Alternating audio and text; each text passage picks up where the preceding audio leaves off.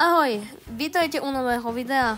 Dneska si preberieme v dôležité milníky za rok 2024 v leteckom svete. Tak poďme na to. A začíname z hurta začiatkom roku 2024 a presúvame sa do deja na letisku Tokyo Han 2. januára, kde pilot Airbusu A350 Japan Airlines asi bol slepý, alebo neviem čo, keď nevidel lietadlo, ktoré práve vstupovalo na. Jednalo sa o De Havilland QE800 a japonskej pobrežnej stráže, ktorý práve vstupoval s humanitárnou pomocou do oblasti postiženou zemetraseniami. A lietadlo Japan Airlines A350-900, ktoré práve pristávalo na neumelo vybudovanú dráhu z japonského mesta Sapporo.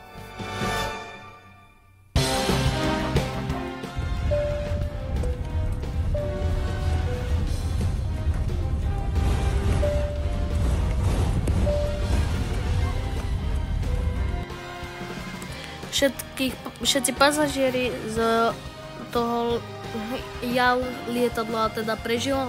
Bohužiaľ mám zlé správy, asi 6 ľudí, teda celá posádka pobrežnej stráže japonskej to neprežil. O 2 dní na to, čo je teda geniálna reklama na letecký svet a leteckú prepravu, let Alaska Airlines museli núdzovo pristáť na letisku v Portlande kvôli problémom s dverami. Áno, presne tak, lietadlo od Alaska Airlines z Portlandu, ktoré odlietalo z Portlandu, náhle po štarte vypadli dvere. Došlo ku dekompresii, čiže okamžite sa vysunuli dýchacie masky, čo toľko omietajú v lietadlách na safety instruction. Každý to teda prežil a lietadlo urobilo následné go around späť na letisko a sklesalo do bezpečnej výšky. Asi takto nejako to vyzeralo.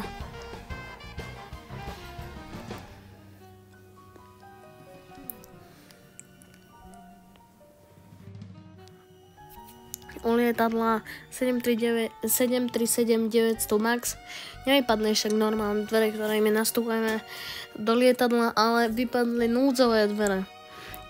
Inak tzv. Door lock, nový vymysel Boeing. Door lock je vlastne taký istý núdzový východ, len je to menšie a neviem, aký je medzi tým rozdiel.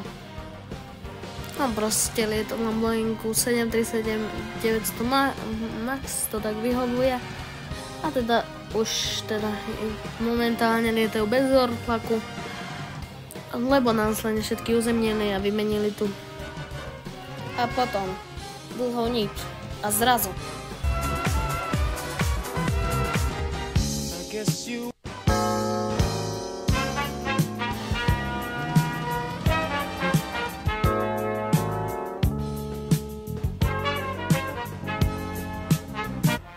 a o čo vlastne išlo?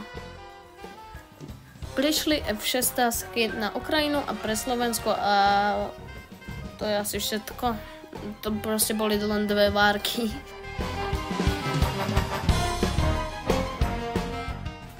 Na lete Thai Airways do Bangkoku schytalo lietadlo také turbulencie, že je to neuveriteľné. Malo to okolo 50 zranených ľudí bolo po tomto incidente. Lietadlo sklesalo asi 2000 feetov do 10 sekúnd, čo je extrém. 4 ľudia bohužiaľ neprežili. Airbus A320 leteckej spoločnosti Austrian Airlines musel pristávať núdzovo, no vlastne nie núdzovo, musel pristávať na viedenskom letisku a samozrejme jeho finálnej destinácii pristálo, ale s takýmto sakramensky rozbitým nosom. lietadlo z Palma de Mallorky chytili také turbulencie plus krúpobytie, že lietadlo mohol takto rozbiť. No. O lietadlu teraz není známe, v akom je stave, ale vyzerá to tak, že teda Austrian Airlines ho dá do kovošrotu, lebo sa to tej leteckej spoločnosti viacej vyplatí, ako zase opravovať a provozovať.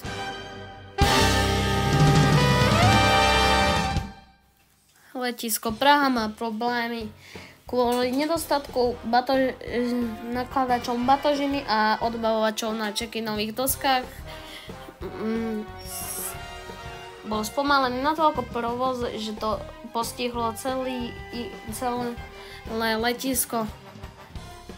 Niekoľko miliónov ľudí uviazlo na terminále 1, kde teda je nedostatok pracovníkov na check-in. Asi 30% pracovníkov len z tých check-inov našich, čiže vlastne ľudí už nahrnuli na tie check-in dosky, ale žiadny pracovník tam ešte nebol. Niektoré lietadlá toľko meškali, že nakoniec sa ani nečakalo na kufre, len odleteli a potom ďalším lietadlom tie kufre posielali. Niektorí ľudia sa buď vracali do hotelov, prípadne niektorým nedošli do konca dovolenky batožina. Pyrotechnická služba zasahuje na bratislavskom letisku, čo je veľmi divné, keďže na letisku zase bola nahlásená bomba.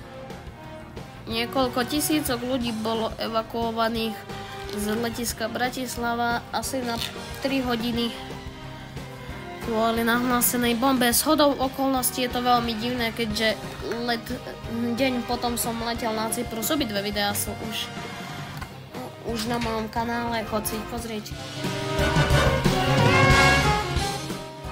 Brazílska aerolinka zo São Paula Boepas odletela, ale už do svojej finálnej destinácie sa nikdy nevráti.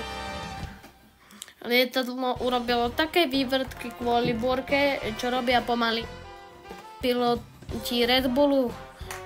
Inak keď už sme o toho Red Bullu, na budúci týždeň vyjde video z leteckého dňa Red Bull, tak daj odber a like, aby si to nezmeškal. Bohužiaľ nikto neprežil, okrem teda jedného človeka, ktorý ten let zmeškal, čiže celkom šťastie by som povedal. Tak ahoj.